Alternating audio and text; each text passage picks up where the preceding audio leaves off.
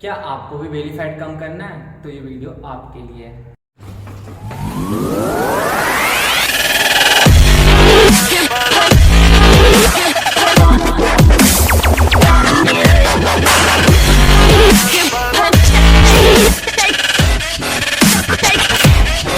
Welcome back to my channel. जैसा कि मैंने पहले बताया कि आज की जो वीडियो होगी वो बेली फैट के ऊपर होगी। मैं आपको कुछ ऐसे टिप्स बता रहा हूँ जिसे फॉलो करके आप अपना बेली फैट कम कर सकते हो। अगर आप ओवरवेट हो या फिर एक लंबे समय के लिए डर्टी वर्क करके बहुत ज़्यादा फैट पुट ऑन कर लिया हो और आप खुद को श्रेड करना चाहते हो तो ये इन्फॉर्मेशन आपके लिए है। आप इस वीडियो से लिए गए इन्फॉर्मेशन को फॉलो करो एंड देन खुद को ट्रांसफॉर्म करो। अब क्वेश्चन है कि आप खुद को ट्रांसफॉर्म कैसे करोगे। अब मैं आपको कुछ ऐसे पॉइंट बताऊंगा जिसे आपको फॉलो करना है। इस वीडियो को आप एक कंप्लीट गाइड समझो जिसमें मैं आपको बताऊंगा कि एक डाइट प्लान खुद के लिए कैसे बनाना है, आपको वर्कआउट कैसे करना है, आप कार्डियो को किस तरह से परफॉर्म कर सकते हो या कौन सी सप्लीमेंट आपको यूज करनी है। आप इस वीडियो को एक कंप्लीट गाइड समझो जो आपको हेल्प करेगी खुद को ट्रांसफॉर्म करने में। Don't forget to show your support on my Instagram, मैं आपको लिंक दे दूंगा, प्लीज फॉलो करना, वहाँ सपोर्ट करना। और इससे पहले कि आप एक्साइटमेंट में अपने कैलेंडर पे एक डेट मार्क कर लो कि चलो आज से इतने दिन तक मैं खुद को श्रेड कर लूँगा, उससे पहले मैं आपको कुछ चीज़ें बताने वाला हूँ जिससे आप बिल्कुल अच्छे से समझो। अब हमारी पहली चीज़ क्या है? Maintenance calories.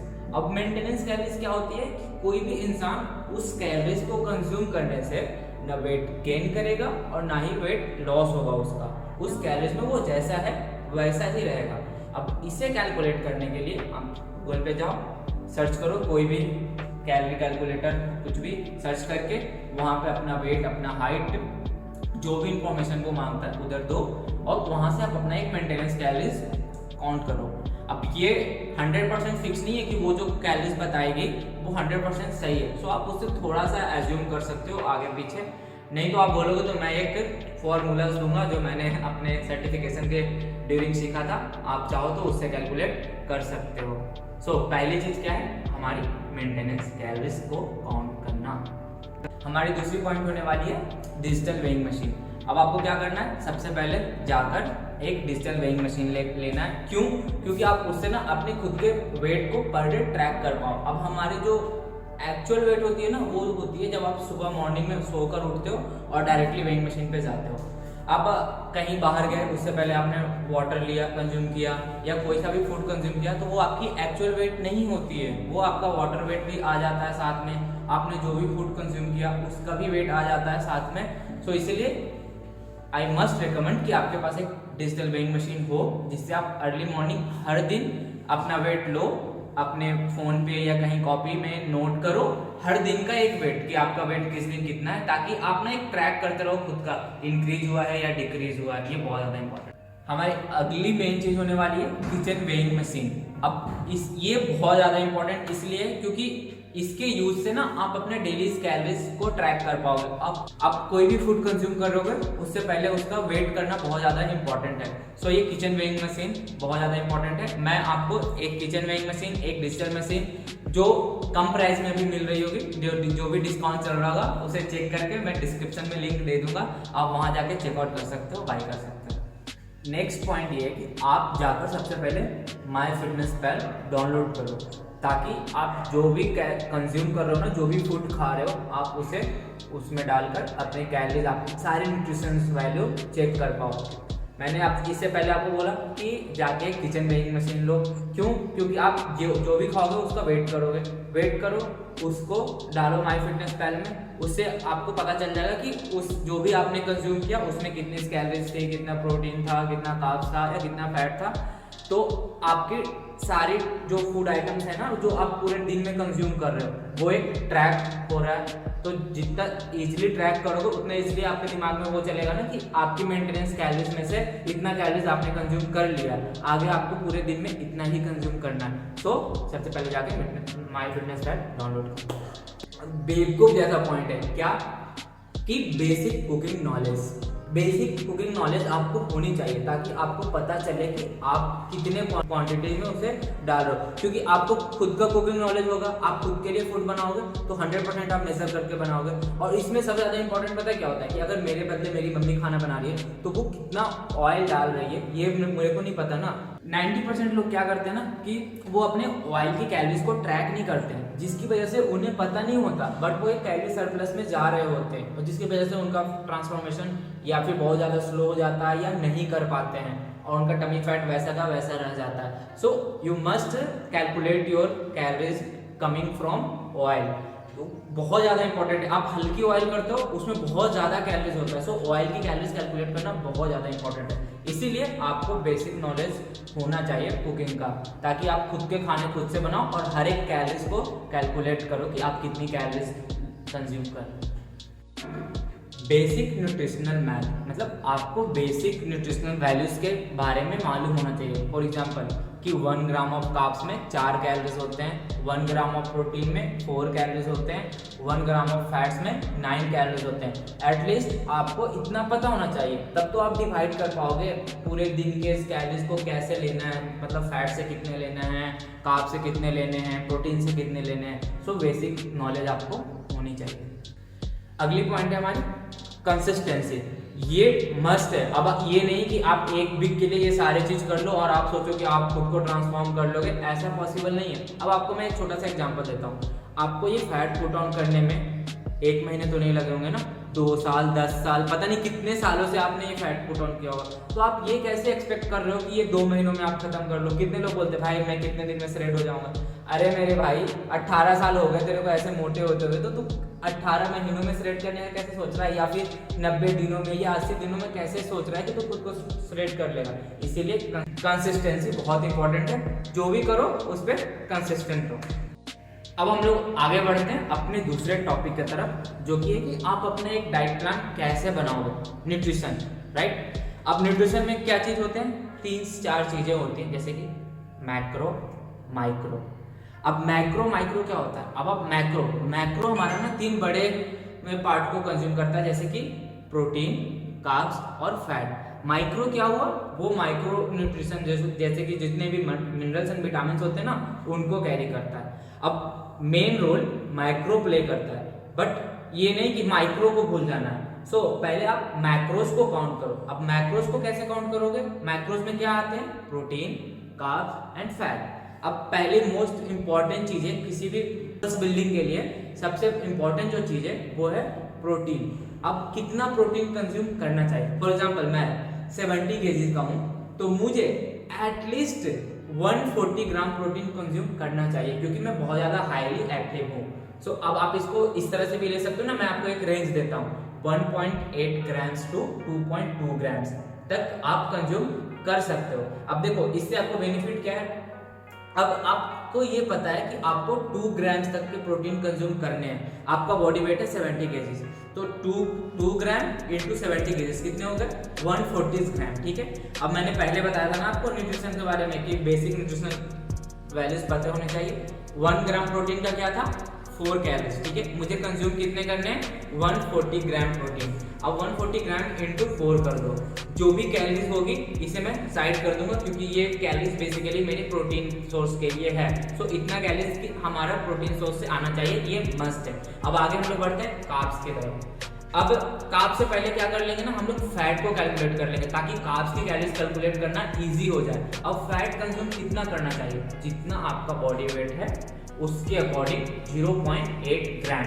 तो मेरा 70 है तो मुझे ऑन एंड अराउंड 60 ग्राम्स के आसपास मैं कंज्यूम कर सकता हूँ फैट को। अब 1 ग्राम फैट में कितना कैलोरीज होता है, 9। अगर मैं 60 ग्राम कंज्यूम करता हूँ तो मेरी कितनी हो गई, 540 कैलोरीज, राइट। यानी ऑल अराउंड मान के चलो ना 550 कैलोरीज हो गई। अब मेरी कैलोरीज थी मेरे प्रोटीन से अराउंड 6। सो अब तक की जो कैलोरीज थी काउंट वो क्या थी कि प्रोटीन से हो गई 560, फैट से हो गई 540। अब टोटल कैलोरीज हमारी कितनी हो गई, 1000। ठीक है। अब 1000 कैलोरीज, मेरी मेंटेनेंस कैलोरीज 2200 है, मैं एज्यूम करके चल रहा हूँ ऐसा, जिसमें मेरी 1000 कैलोरीज तो हो गई प्रोटीन एंड फैट से। अब जो बची कैलोरीज है कितनी, 1200। अब 1 gram of carbs contain 4 calories, right. तो अब हमारे पास 1200 कैलोरीज है, मतलब कि हम लोग 300 ग्राम्स कार्ब्स कंज्यूम कर सकते हैं। तो ये दिया मैंने आपको एक बेसिक आइडिया कि आप कैसे डिस्ट्रीब्यूट करोगे अपने प्रोटीन को, अपने कार्ब्स को। तो जो बचे हुए कैलोरीज हैं सिंपली उसको कार्ब्स में यूज करो। अब जो भी मिनरल्स हैं और मल्टीविटामिन या जितने सारे चीज़ें जो कि आते हैं माइक्रो में, वो सारे आपको इससे ही मिल जाएंगे। उसके लिए आपको अलग कैलोरीज खर्च करने की जरूरत है नहीं। आपको वो प्रोटीन में मिलेंगे, फैट्स में मिलेंगे, कार्ब्स में मिलेंगे, तो उसके लिए तो अलग से कैलोरीज लगेगी ही नहीं। तो आप कैलोरीज को इस तरह से डिवाइड कर सकते हो। अब हमारी अगली टॉपिक जो आती है वो है train as hard as you can. एक अपना आप ट्रेनिंग स्प्लिट बना लो कि जो आपको फॉलो करना है। जैसे कि मैं पर्सनली फॉलो करता हूँ पुश पुल लेग, वीक में 6 दिन ट्रेन करता हूँ। अगर इनके संडे को कभी जिम ओपन है या मेरा ट्रेन करने का मन किया तो मैं फुल डे कार्डियोवास्कुलर एक्सरसाइज करता हूँ, जिसमें मैं लंबे टाइम के लिए रन करूंगा। तो आप ट्रेनिंग स्प्लिट अपने अकॉर्डिंग बना लो। हाँ, बट ये ध्यान रखना कि जो आपका बड़े मसल्स को टारगेट करता है ना एक्सरसाइज, जो कि कंपाउंड मूवमेंट है, आपके एक्सरसाइज उसके अराउंड होने चाहिए। एक कंपाउंड मूवमेंट उसके साथ 3-4 आइसोलेशन मूवमेंट। एक कंपाउंड, हर एक बॉडी पार्ट का ऐसे होना चाहिए। एक कंपाउंड मूवमेंट उसके साथ 3-4 आइसोलेशन मूवमेंट। अपने वीक में ना जो बॉडी की ट्रेन करने की फ्रीक्वेंसी को बढ़ाओ। जैसे एक मसल पार्ट को, ये नहीं कि एक बार ट्रेन किए वीक में, Monday chest, Tuesday back and all, इस तरह से नहीं। इस तरह से क्या होगा ना, आप अच्छे से अपने मसल्स को हिट नहीं कर पाओगे। सो फ्रीक्वेंसी बढ़ाओ, एक अच्छा सा ट्रेनिंग स्प्लिट फॉलो करो। मैं रिकमेंड करूंगा कि आप पीपीएल ट्राई करके देखो। पीपीएल बहुत अच्छा ट्रेनिंग स्प्लिट। अब आते हैं कार्डियो के ऊपर। अब बहुत लोगों का ये मानना है ना कि वेट लॉस में सिर्फ कार्डियो ही इंपॉर्टेंट है, बट नहीं। आप कार्डियो को एक एज अ टूल यूज करो ना, जिसमें जब आपको ज्यादा कैलोरीज बर्न करना हो तो कार्डियो करें। अब आप सिर्फ कार्डियो करोगे, वेट ट्रेनिंग नहीं करोगे, तो आपका फैट लॉस नहीं होने वाला, आपका बेली फैट कम नहीं होने वाला है। अब मैं आपको बताता हूँ, अगर देखो आप हेवी वेट ट्रेनिंग करते हो ना, तो क्या होता है कि जब आप ट्रेनिंग कर रहे हो तब तो आपकी कैलोरीज बर्न हो रही है, और जब तक आप आपके उस ट्रेनिंग से जो मसल स्टोर हुए हैं, जब तक वो रिकवर नहीं करते ना, तब तक वो कैलोरीज बर्न कर रही है। बट कार्डियो में क्या है, जितनी देर के लिए आप कार्डियो कर रहे हो ना, उतनी देर के लिए ही कार्डियो में कैलोरीज बर्न होता है। सो कार्डियो करो, बट सोच समझ के करो, और ऐसा कार्डियो चुनो ना जिसको आप डेली कर सको और उसको एंजॉय करो। कार्डियो को बिल्कुल एंजॉय करना इंपॉर्टेंट है, क्योंकि अगर आप कार्डियो एंजॉय नहीं करोगे तो आज करोगे, कल को नहीं करोगे, तो कोई मतलब नहीं है। तो ऐसा कार्डियो फॉर्म चुनना जिसको आप एंजॉय कर सको। साइकिल हो, वॉकिंग हो, रनिंग हो, व्हाटएवर जो आपका मन करे। हमारे अगले पॉइंट है वेट लॉस प्लेट्यू। अब देखो, आप जब अपने जर्नी के मिड में रहोगे ना, तो एक ऐसा टाइम आएगा जब आपका बॉडी मतलब एक जगह पे स्टिक हो जाएगा, ना आपका वेट इंक्रीज होगा ना आपका वेट बढ़ेगा। तो उस टाइम आपको क्या करना है, आपको कैलोरीज थोड़े कट करने हैं, या देखिए आपके पास 2 ऑप्शन है, या तो आप थोड़ी कैलोरीज कट करो या आप थोड़ा सा कार्डियो इंक्रीज कर लो अपना। आप जैसे देखो, कैलोरीज अगर कट करने तो किससे करने, आप प्रोटीन से कट नहीं करोगे, फैट से कट नहीं करोगे, आप कैलोरीज कार्ब से कट करोगे, हल्का कैलोरीज कार्ब से कट करोगे। बट मैं पर्सनली प्रेफर करूंगा कि आप 100 या 200 कैलोरीज कट करने के बजाय आप एक ऐसा ना, मतलब थोड़ा और ज्यादा वॉक कर लिए जिससे हमारा 100 कैलोरीज बर्न हो जाए, तो दोनों सेम है। तो फिर ये जहाँ पे आप स्टक कर चुके हो ना, वो प्रोसेस आगे बढ़ जाएगा। अब आते हैं मैं सबसे पॉपुलर टॉपिक पे, जो कि है सप्लीमेंट। लोगों को सबसे पहले यही जानना होता है, जो लोग जिम स्टार्ट नहीं भी करते ना, स्टार्ट करने वाले होते हैं, उनका पहला क्वेश्चन यही होता है। मैंने खुद ये नोटिस किया है, लोग भाई क्या क्या लेना पड़ेगा मेरे को, तब मैं इतने दिन में ऐसा बन जाऊंगा। तो भाई ऐसा कुछ नहीं है, आप सप्लीमेंट खा के भी पूरा कर सकते हो। खाने से सारे डाइट, जो अगर बेसिक डाइट अच्छे से फॉलो की जाए तो सारे जो हमें चाहिए होते हैं ना सप्लीमेंट से, वो पूरे हो सकते हैं। हाँ, अब वेट लॉस में एक इंपॉर्टेंट सप्लीमेंट जो मैं मानता हूँ बहुत ज़्यादा इंपॉर्टेंट है, वो है आपका कैफीन। कैफीन से क्या होता है, आपका मेटाबॉलिज्म बहुत ज़्यादा बूस्ट होता है, नॉर्मल कोलेस्ट्रॉल लेवल भी बहुत ज़्यादा मेंटेन होता है। दूसरी बात, अब क्या है ना, आप कैफीन कंज्यूम करोगे ना, टाइम तक भूख नहीं लगेगा। आपको भूख नहीं लगेगा तो आपकी कैलोरीज, आप अपने मेंटेनेंस कैलोरीज के अंदर खाओगे, कोई अनसेंट कैलोरीज खाने की क्रेविंग नहीं होगी।